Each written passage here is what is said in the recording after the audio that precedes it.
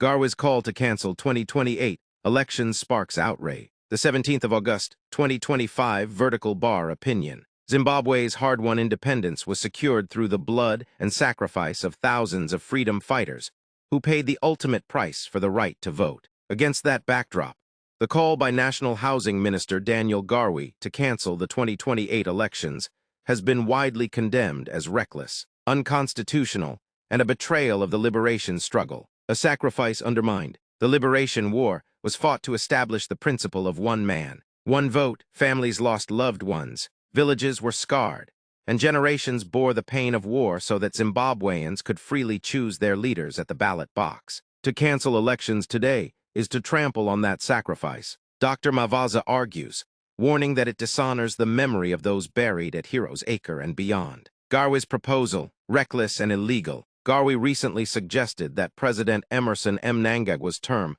could be extended to 2030 without an election. Critics have dismissed this as unconstitutional, pointing to Section 158(1) of the Constitution, which mandates that general elections must be held within 30 days before the end of a presidential term. This is not patriotism. It is recklessness dressed as loyalty. Mavaza noted, if President Mnangagwa stands in 2028, he wins, full stop.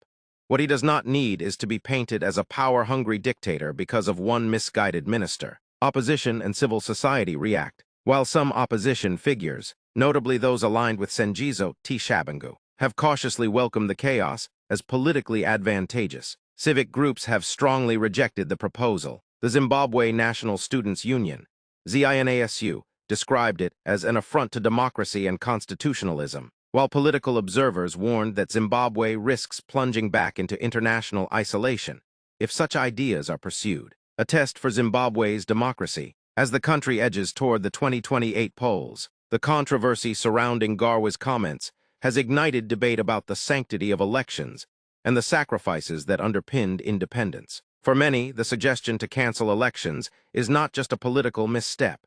It is viewed as an insult to the blood that bought Zimbabwe's freedom.